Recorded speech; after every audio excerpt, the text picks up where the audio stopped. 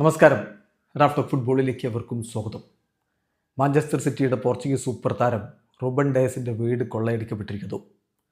അദ്ദേഹം യുഎഫ ചാമ്പ്യൻസ് ലീഗിൽ ഗാലറ്റസറായിക്കെതിരെ കളിച്ചുകൊണ്ടിരിക്കവെയാണ് ഇത് സംഭവിച്ചിരിക്കുന്നത്.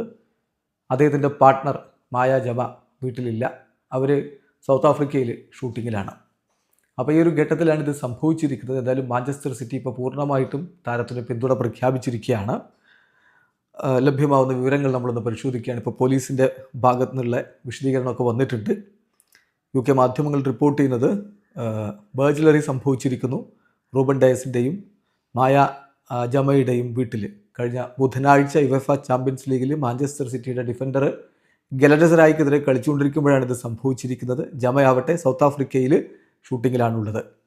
ചെഷയർ പോലീസ് സ്പോക്സ് പേഴ്സൺ ഈ വിഷയത്തിൽ പറഞ്ഞത് രാത്രി 11:10 ശേഷം, അതായത് ബുധനാഴ്ച ജനുവരി 28 ബുധനാഴ്ച രാത്രി 11:10 ശേഷം പോലീസിന് ഒരു വിവരം ലഭിച്ചു. ഒരു ബർഗ്ലറിയുമായി ബന്ധപ്പെട്ടുള്ള വിവരം ലഭിച്ചു. ഉടൻ തന്നെ അങ്ങോട്ടേക്ക് എത്തി. ഓഫീസേഴ്സ് ആ സ്ഥലം അറ്റൻഡ് ചെയ്തപ്പോൾ കണ്ടിട്ടുള്ളത് പ്രോപ്പർട്ടിയിലേക്ക് ആരോ കടന്ന് കയറിയിട്ടുണ്ട്. ഒരുപാട് items, number of items had been stolen. ഒരുപാട് ഐറ്റംസ് അവിടെ നിന്ന് കട്ടുകൊണ്ടുപോയിട്ടുണ്ട് എന്ന് മനസ്സിലാക്കാൻ പറ്റിയിട്ടുണ്ട്. കറൻ്റ്ലി എൻക്വയറി നടന്നുകൊണ്ടിരിക്കുകയാണ് എന്നാണ് ചെഷയർ പോലീസിൻ്റെ സ്പോക്സ് പേഴ്സൺ പറഞ്ഞിരിക്കുന്നത്.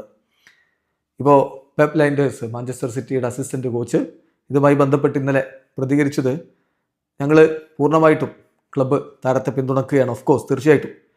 അദ്ദേഹവുമായിട്ട് ഞാൻ പേഴ്സണലി അറ്റ് ദി മൊമെൻറ്റ് സംസാരിച്ചിട്ടില്ല. മറ്റു കാര്യങ്ങൾ എന്തായാലും ഇനി പിന്നാലെ അറിയാം. ഇതൊരിക്കലും സംഭവിക്കാൻ പാടില്ലാത്ത വിഷയമാണ്. ഞങ്ങൾ അദ്ദേഹത്തെ സപ്പോർട്ട് ചെയ്യുകയാണ് എന്നാണ് അദ്ദേഹം പറഞ്ഞിരുന്നത്. ഇപ്പോൾ എന്തായാലും പെപ് ഗാർഡിയോള അവിടെ സ്ഥലത്തുണ്ടായിരുന്നില്ല. അതുകൊണ്ടാണ് ഇങ്ങനെ ലൈൻഡേഴ്സ് മാധ്യമങ്ങളെ കണ്ടിട്ടുള്ളത്. അവർക്ക് നാളെ ടോട്ടൻഹാം ഹോട്ട്സ്പറുമായിട്ട് കളിയുണ്ട്. അതിൻ്റെ പ്രീ മാച്ച് പ്രസ് കോൺഫറൻസിലാണ് അദ്ദേഹം മാധ്യമങ്ങളെ കണ്ടത്.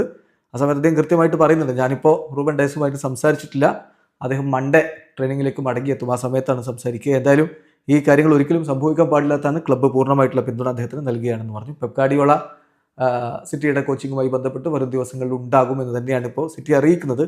അപ്പോൾ അദ്ദേഹത്തിൻ്റെ ആബ്സെൻസ് എന്ന് പറഞ്ഞാൽ ഡ്യൂ ടു പേഴ്സണൽ റീസൺ എന്നാണ് സിറ്റിയുടെ ഒരു വിശദീകരണം. കഴിഞ്ഞ ദിവസം നമ്മൾ കണ്ടാണ് അദ്ദേഹം ബാഴ്സലോണയിൽ പലസ്തീനിന് അനുകൂല പരിപാടിയിൽ പങ്കെടുക്കുകയും ഗംഭീരമായിട്ടുള്ളൊരു പ്രസംഗം നടത്തുകയൊക്കെ ചെയ്തിരുന്നു. ഏതായാലും സിറ്റി ബോസ് മടങ്ങിയെത്തുമ്പോൾ ഇതുമായി ബന്ധപ്പെട്ട് പ്രതികരിക്കും എന്ന് തന്നെ കരുതാം. ഏതായാലും ഒരിക്കലും സംഭവിക്കാൻ പാടില്ലാത്ത കാര്യങ്ങളാണ് സംഭവിച്ചിട്ടുള്ളത്. വീഡിയോ അവസാനിക്കുന്നു. ഫുട്ബോൾ ലോകത്തെ കൂടുതൽ വിശേഷങ്ങളുമായി റഫറൻസ് എത്താം.